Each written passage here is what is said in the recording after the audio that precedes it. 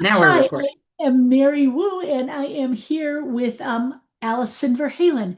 And today we're here to talk about the LinkedIn About section. It's all about the about. Um, we don't, a lot of people don't understand how to make LinkedIn use best. That's what I'm for. And um, I've got a gut check for you here. And you can put this if you're watching this on YouTube or if you're seeing LinkedIn, you can put this in the comments.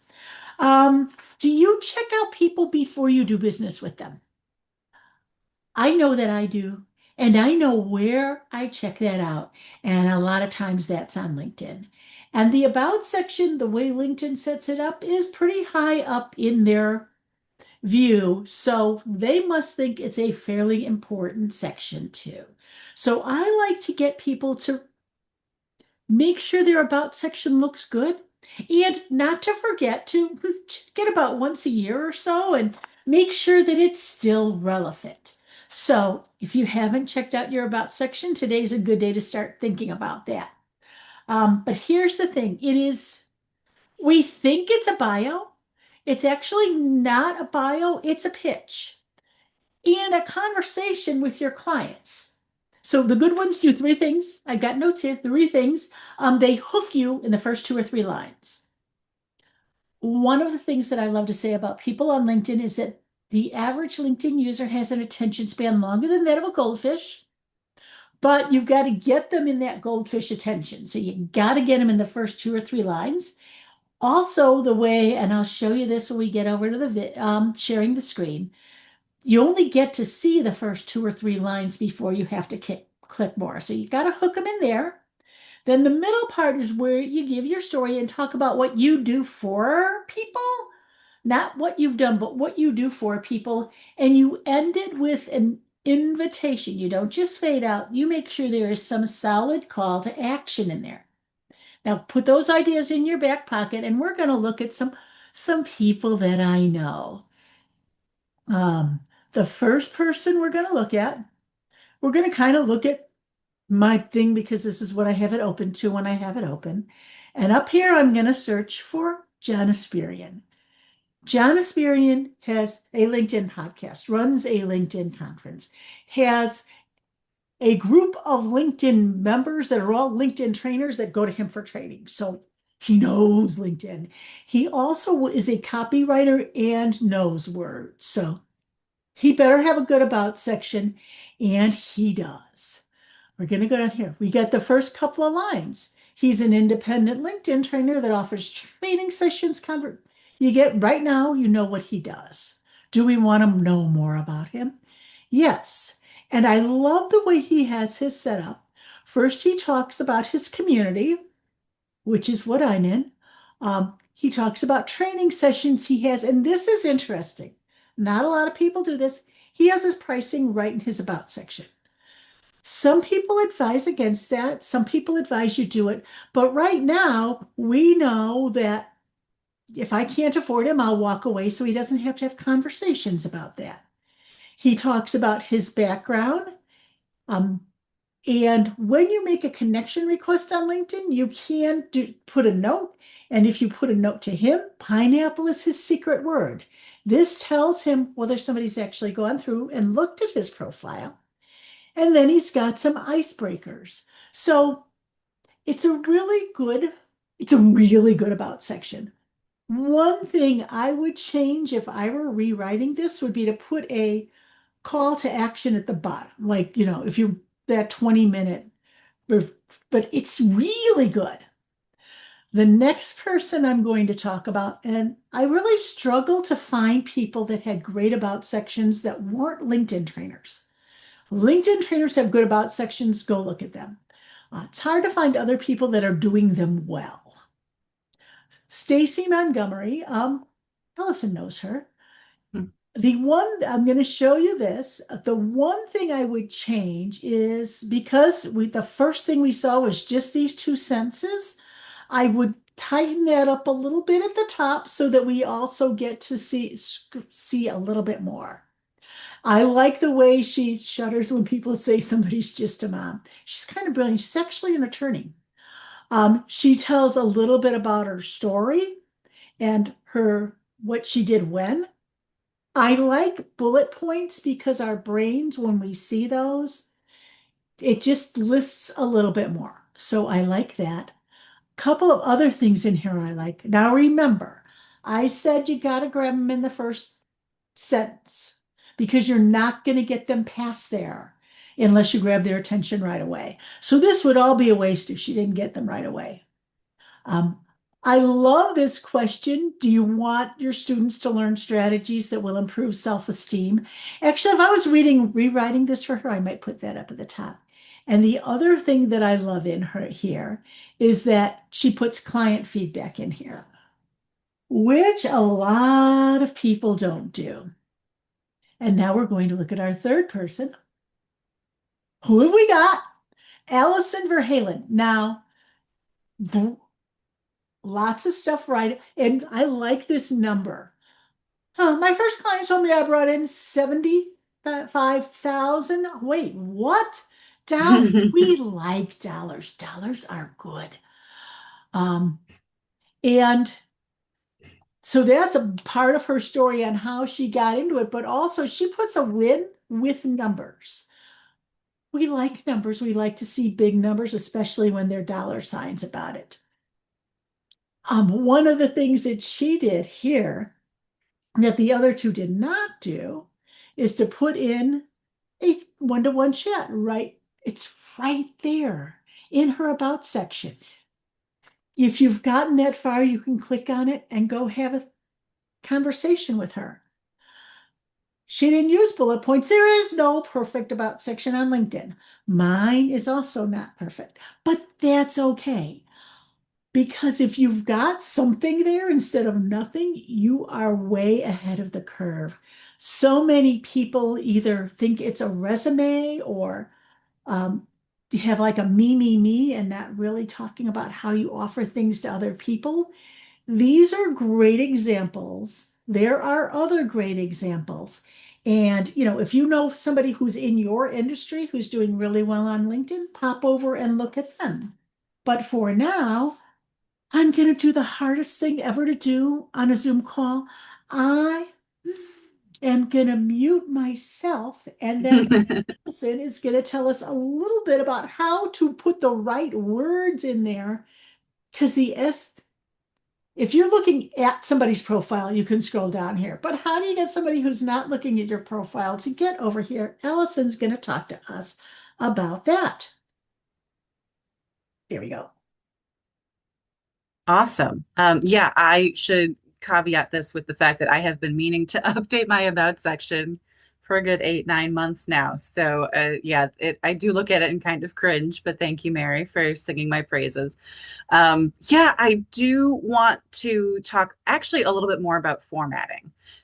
Because I do love not only the bullet points that we saw in some of the other examples Mary showed us, but the like subheadings. And I don't know how it works on the back end as far as, the actual coding, if it actually shows up as a subheading or if it's just in bold. The subheadings, great for us, the human, because like Mary said, it helps us break it up really easily. We can go straight to Espresso Plus community, straight to LinkedIn training services, straight to the Why Me, which I think is excellent to have that in there because yes, people are going to your about section to learn about you. That's why it's called that. So, yeah, you do want to talk about yourself a bit. And that is a great answer to a question that people are going to be asking themselves is, okay, this all sounds great, but why should I believe you? Why should I get this from you rather than someone else? So I love that there's that little why me section. So yes to bullet points, not only for us the humans, but also for the robots. The robots use the subheadings and the bullet points to scan content, and it helps it keep that content organized and the subject matter organized. So it makes it really easy for them to process and digest and figure out which searches to match it with. So yes, absolutely keep that in mind as far as both the bullet points and the subheadings. And again, humans also like a lot of white space. I'm glad that I see a lot of shorter paragraphs here. I know it drives some people crazy, but if you go to someone's about section and you just see a giant block of text, that can get really overwhelming. Even for me, I'm a reader. Even I will sometimes look at a giant block of text and be like, I'm sorry, do I have time for this? I could go be doing anything else right now. So by breaking it up, people will be like, oh, well, I can read that first paragraph right there. And then the next thing they know, they've read the whole thing without even realizing it because you've made it really easy for them to digest. So absolutely recommend all of that. Keywords, I have a whole other, yeah, training I've given on keywords. I don't want to get too into the weeds with it because it can get a little technical. Also, keywords are kind of on their way out, aren't they? Just because people are increasingly interacting with robots more than we are just putting in a search term and going straight to a link. That being said, I mean, how often I've just been bringing this up a number of times lately. How often do we Google someone's name? And the first thing that comes up is their LinkedIn profile. That's because LinkedIn has excellent domain authority. There's a ton of content on there.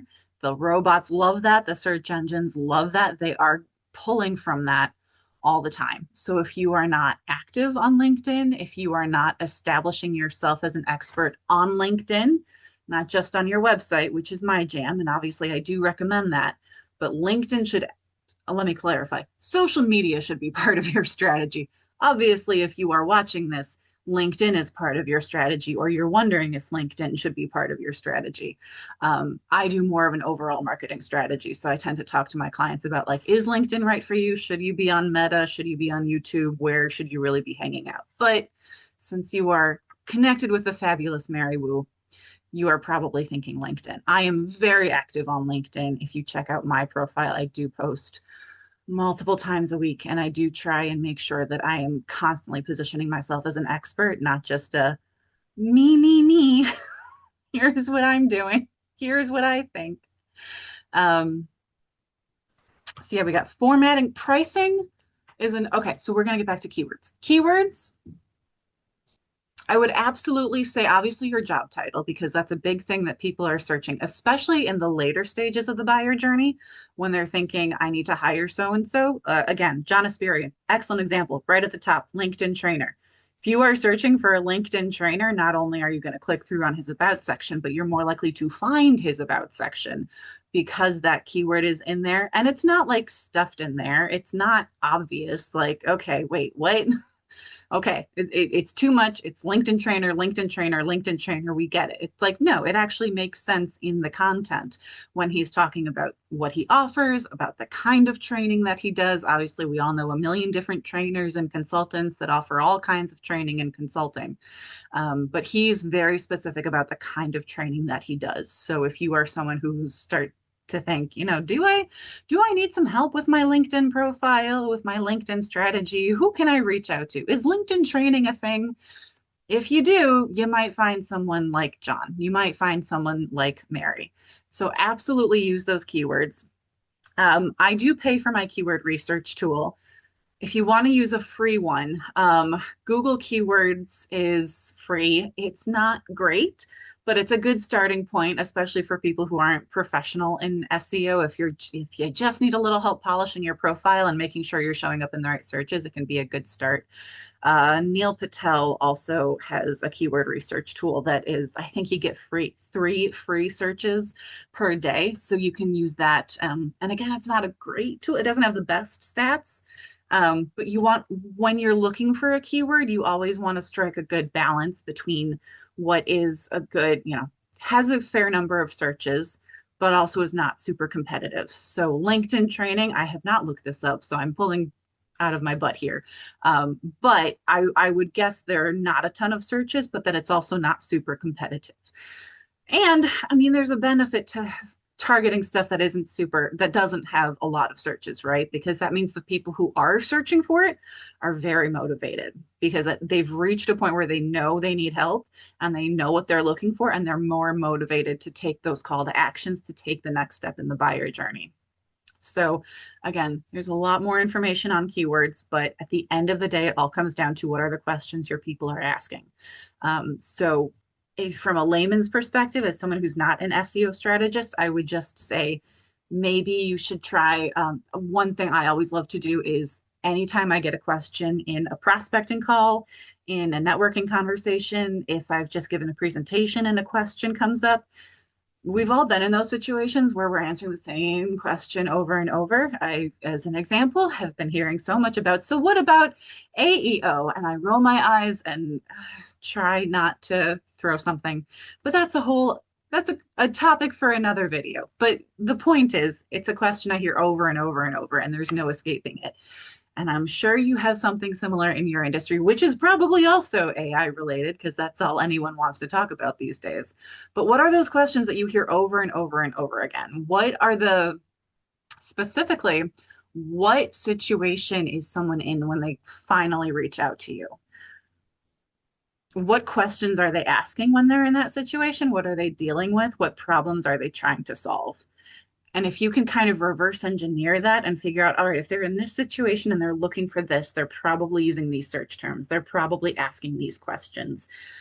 By incorporating those search terms and those questions into your content, you make it really easy for the search engines to be like, oh, these people over here are looking for this, and you have this over here. Clearly, they belong together.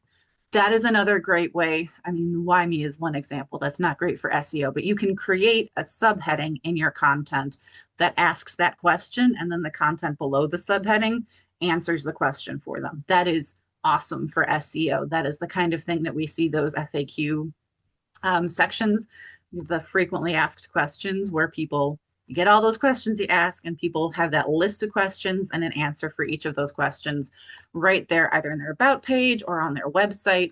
That is awesome for SEO, and it's especially good for, I'm going to say it, AEO, the answer engine optimization. There, I said it.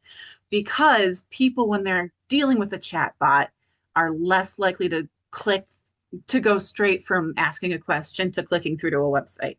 They're going to get an answer. They might ask a follow-up question. They're going to dig a little deeper with the chatbot before they click through. So having all of that information and all of those questions right there in your content, along with the answers, makes it really easy for the robot to go, okay, well, I'm getting answers to all these questions that the user is asking.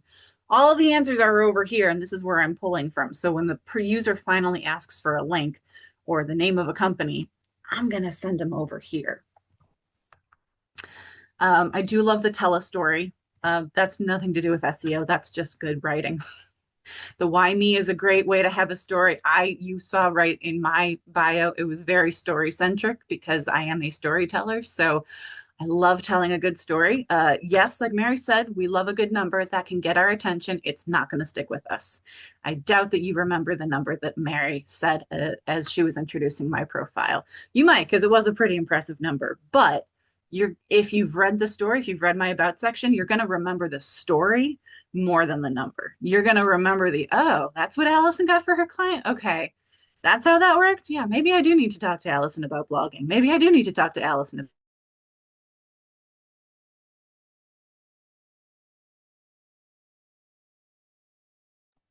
I think Allison might have just frozen because that happens sometimes on Zoom. So I'm going to wrap up here because I have a wrap up. If you are at my workshops, which I do monthly, after we do the bit of training here, recording goes off, we go off in a mastermind and we dig through this. So those that are here, get prepared for that. After this gets posted, and we'll give this to anybody in the room in a minute. I'm going to put links wherever this goes that will show you where you can get either with me a 30-minute session about your LinkedIn. I am not going to talk to you about SEO.